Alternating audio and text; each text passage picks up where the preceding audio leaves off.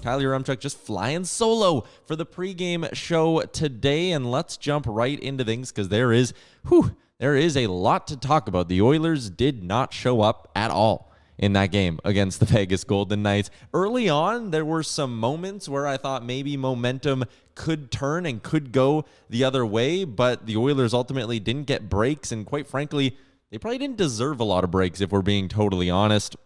Like, the shot numbers are good at 5-on-5 in the first period as well. They outshot the Golden Knights 11-5, but then they find themselves, trailing in that hockey game still. And they needed a save, I think. And if that was Mikko Koskinen giving up those goals, I think there would have been a lot more people being vocal about the fact they needed a save. The first goal, it's not a great read from Jesse Puljujärvi in the neutral zone. He probably should have hung back and made that a 2-on-2 and not gone at the guy and forced a pass. Evan Bouchard got caught up ice, but it's a shot on the ice from Vegas's fourth-line center. That's one I would like to imagine an NHL starting goalie stopping, right? And that's what the Oilers need Mike Smith to be. So that one wasn't great. The second one, a bad shot choice from Tyson Barrie. If you're going to quarterback the power play, and if you're going to quarterback a power play that should be the top power play in the NHL when it's rolling, you can't just be firing it into guys' legs. You need to get shots through, and he didn't. It was a poor shot choice from Tyson Barrie. It allows an odd man back the other way.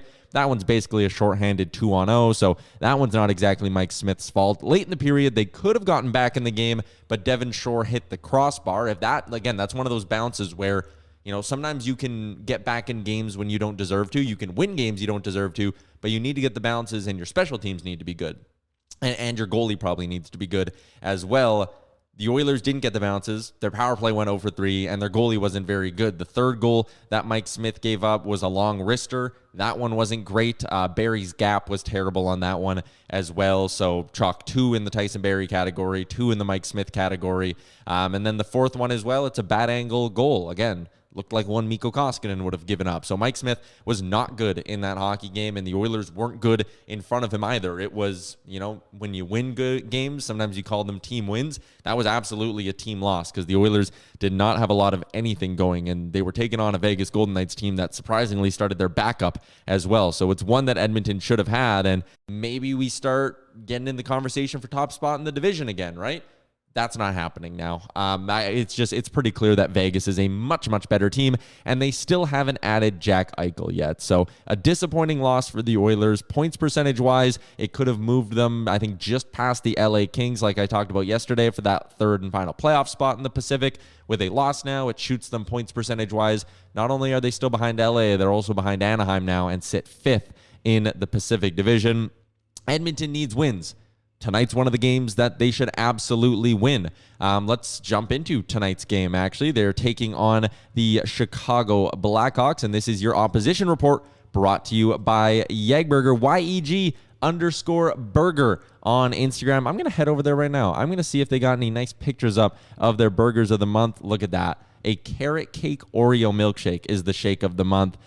Burger of the month, it's the double bacon cheese burger melt. They got a video up of it on their Instagram. I'm watching it. I'm distracted right now. It looks absolutely delicious. Anyways, opposition report. Those burgers look good. The Chicago Blackhawks are not good. They're a tire fire off the ice for a handful of reasons. They are a tire fire on the ice most nights as well. Chicago this year just 16-23-7, a .424 points percentage. They sit 7th in the Central Division. The only team worse than them is the Arizona Coyotes. This is a team that went into the offseason, and if you remember, they made some moves with the idea that they were going to kickstart their sort of retooling process, right? They went out and they made a big splash getting Seth Jones. They went out and had the cap space to get a guy like Marc-Andre Fleury. They got Tyler Johnson from the Tampa Bay Lightning as well. It wasn't quite a full-on load-up, but they went at it. They thought they were going to be a playoff team this year. Some people picked them to be a playoff team this year. They've looked like anything but a playoff team so far this season. So the Oilers, they just simply need to find a way to take advantage of this hockey team. They're not good. These are games you need to win, and I know the Oilers have a problem playing down to their competition. That can't happen tonight. It just absolutely cannot happen. Like, this team, they're not good at 5-on-5. I'm looking at their fancy stats right now. They're 25th in 5-on-5 shots for percentage in the NHL. They don't score particularly well at 5-on-5. They are 30th in 5-on-5 goals for percentage and don't think it's bad luck or anything like that. They just don't do a lot in any area of the ice. The lone bright spot for them, I guess you could say, is that Marc-Andre Fleury's actually been okay. His numbers maybe aren't Vezina level like he was last season, but 293 goals against average, 908 save percentage. Considering the team he's on, that's actually pretty good. I was talking about the 5-on-5 numbers for the Hawks as well. I suppose I could mix in the power play penalty kill. They're 20th on the power play, and PK-wise, the Hawks are 27. So that penalty kill is a number I look at a lot with the Oilers opposition. They need to get their power play going, and going up against a team that has a bad penalty kill, hopefully they can do that tonight. But I was talking about Fleury and the season he's having. Obviously, a very popular trade target as well. A lot of Oilers fans would love to see him in Edmonton. I think I've covered this in 100 podcasts and 100 videos and 100 radio hits and 100 pregame shows. That's not happening. He's not coming to Edmonton. He's going somewhere, though. Potentially, I guess. I shouldn't get too far ahead of myself. But as of late, Fleury's actually lost his last 3 starts, and he has allowed 18 goals in his last 5 games as well. So he's not playing great right now. The Hawks aren't playing great. I mentioned Fleury's lost 3 in a row. They lost 3 in a row before the break as well, and they just aren't doing a lot of winning. They have 1 win in their last 8 games as well. Just, again, I can't say enough bad things about how not good this team is on the ice. There's just not a lot going for them. And heading into the deadline, if they sell off some pieces, they're probably going to be even worse after the deadline as well. So, if they move Fleury, that's just going to be an absolute mess. Anyways, let's just jump into the line combinations here for the Chicago Blackhawks. Of course, as always, our line combos are brought to you by our friends over at Deuce Vodka. The top line, Dylan Strome, who's actually been a bit of a bright spot here. He's got 6 points, 3 goals, 3 assists in his last 5 games. He's got Dominic Kubalik on the left side, Patrick Kane on the right side, also 6 points for Patrick Kane in his last 5 games. The second line, a couple of local boys, Kirby Doc from Fort Saskatchewan, Brandon Hagel from Mourneville. Hagel's got 3 goals in his last 5 games as well. Alex DeBrincat, 26 goals on the season, one of the best goal scorers in the NHL. He's on the left side of that line. The third line is Josiah Slavin with Sam Lafferty and Philip Kurashev. The fourth line, Ryan Carpenter with Henrik Borgstrom and Mackenzie Ontwistle. The deep pairings for Chicago, Calvin DeHaan with Seth Jones, Connor Murphy with Jake McCabe, Caleb Jones, former Oiler, revenge game. He's playing with Jacob Galvis. Caleb Jones, you know how it goes, right? He's going to score a goal. He's got 1 all season. He's definitely going to find the back of the net tonight. That's the way things go against the Oilers. A lot of injuries for the Hawks. Jonathan Taves day-to-day. No word yet if he's going to play tonight. I don't think so. Riley Stillman's day-to-day. And then they got Jujar Kara, Kevin Lankinen, Reese Johnson, and Tyler Johnson all sitting on the IR. So a pretty banged-up Hawks team as well. Another reason why the Oilers should absolutely win this hockey game. The line combos for your Edmonton Oilers. Things got thrown in a blender a little bit last game. Dave Tippett was looking for some kind of spark in the third period, and to do that, he was mixing around a whole bunch of pieces. McDavid centering Kane and Yamamoto, Draisaitl, McLeod, Cassian, Nuge, Hyman, Puljujarvi, Shore with Ryan and Fogle. That might change. I know he had McDavid and Draisaitl together in the third period, and of course there's no morning skate, Oilers playing back-to-back games, so we're not going to know the line combos until like right up before puck drop or when warm-ups start. I don't think Tippett will go McDavid and Draisaitl together. I think he'll keep rolling McDavid, Draisaitl, and Nuge down the middle. I wouldn't be surprised if the wing pairings maybe mix up a little bit. Like that Cassian, Draisaitl, McLeod line, they outshot the Golden Knights last game, but they should have done more than that. Like Zach Cassian's got to rip the puck. If he's going to sit in that spot, he needs to score. He needs to take advantage of his opportunities, and he needs to show a willingness to shoot the puck. And there's just too many times where he's so passive with the puck on his stick. There were chances he had to get shots on goal in good scoring chances, and he just seems to want to float around like he's almost playing shinny and pass the puck into the net and make the cute little saucer pass to the back door. And Zach Cassian, you are not that guy. You're not that player. And he needs to simplify his game if he wants to stick in the top 6. I said it on the last show. He hasn't done enough to earn that spot. If I'm Dave Tippett, I'm flipping Warren Fogle to the right side, and I'm playing him with Draisaitl and McLeod. I think Fogle hit a goalpost last game as well.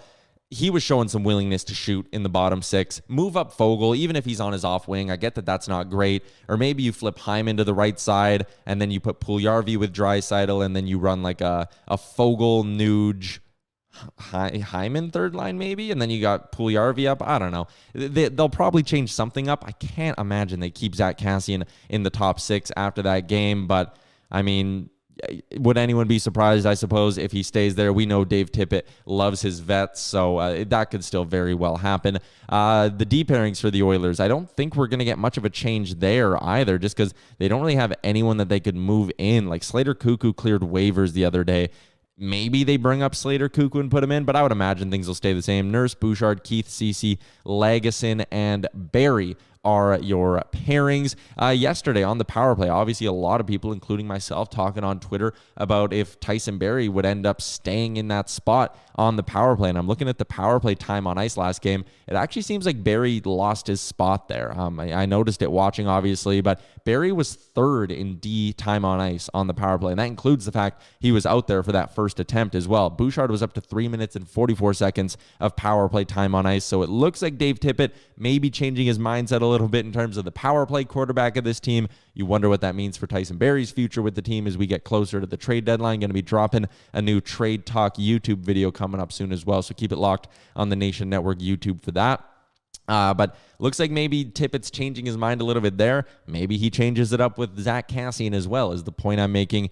Starting between the pipes for the Oilers, we are expecting it to be Stuart Skinner. We'll find out at warm-ups, obviously. A 5-6-0 record for Stuart Skinner, but the Oilers have won 3 of his last 4 starts as well. He's had a 900 or better save percentage in 3 of his last 5 starts. On the year, he's got a 908 save percentage and a 285 goals against average. He has the best numbers of any Oilers goalie. This guy should be playing more than he is. I get they want him to, be an NHL goalie next year. They want him playing down in Bakersfield, but I'm really, really rooting for Stuart Skinner tonight because hopefully he goes out there, plays really well, and forces the Oilers' hand a little bit because, Mike Smith hasn't looked good in his few starts that he's had over the last month and a half or whatever. And if you're Dave Tippett and Skinner comes in tonight against Chicago and plays well, Skinner's also been very, very good on home ice. How do you not seriously consider giving him that Friday game against the Islanders? It would be another subpar opponent. This is a soft part of the Oilers' schedule here. They should be getting 4 points in these next 2 games. If Skinner plays well tonight, I think you would have to talk about going back to him on Friday. He would certainly deserve it. You could argue he's deserved it already based on how he's played compared to the other 2 Oilers goalies this season. But I could also see them going, no, we got to get Mike Smith going, blah, blah, blah. So Skinner gets to start tonight. I'm rooting for him. I hope he plays well and really forces the organization's hand here. We're going to wrap this up right away, but first, let's do our betting report. Brought to you by our friends at PointsBet. The Oilers are favorites in this hockey game, minus 191 on the money line. If you like them in regulation, which I certainly do, it's paying minus 125. They're also plus 130 on the puck line. My bet of the game, though, I like the Oilers to win. I don't mind them to win in regulation, but I'm actually going to take their team total in this hockey game. It's set at 3.5. It's paying minus 115, courtesy of our friends over at PointsBet. I think the Oilers can get the offense going. I mentioned Fleury. He's averaging, what would that be, 3.3 goals against per game in his last 5. There's your Remchuk math for the show. I think the Oilers can get 4 past Marc-Andre Fleury tonight. This Hawks team bleeds chances. They're not great at 5-on-5. They're bad on the penalty kill. This is a recipe and a game for the Oilers to win. They should hammer the Hawks. It shouldn't even be close. You should be betting on the puck line. I'm going to play it a little bit safer. I'm just going to take them on the team total, give myself a little bit of leeway here in case they get a terrible goaltending performance or something like that. Team total over 3.5 is my bet of the game. That is what I am rolling with. And I think that is going to do it for another Sherwood Ford Giant pregame show. Shout out to not only Sherwood Ford the Giant, but also Jägerberger, Deuce Vodka, and PointsBet.ca, PointsBet Canada. Thanks for tuning in. Flying solo again on Friday, so I hope you tune in there once again for another stream, and hopefully the Oilers can pick up I'll say this is a fairly big 2 points. It's not a big 2 points in the sense that, it's a divisional game. Those games are coming actually for this team. Like next week, they're in San Jose, in LA on Monday, Tuesday, and then they're back home to take on Anaheim Thursday. Then they're in Winnipeg on Saturday as well. It's 4 games against teams that are right around them in the playoff picture, both in their division and in the wild card race. Those 4 next week, Those are big, big must-win games. These two coming up, they're not must-win games. They're games you should win. It's simple as that. If the Oilers want to be a playoff team this year, you have to hammer the teams that are below you in the standings and come out even or above in those big head-to-head matchups. So that starts tonight for the Oilers, a game against the Hawks. They should win. 2 points. Let's go. Hopefully, when I talk to you on Friday, we are talking about a game that the Edmonton Oilers won. Thanks for tuning in. Shout out to Sherwood Ford. Enjoy the game tonight. We'll talk later.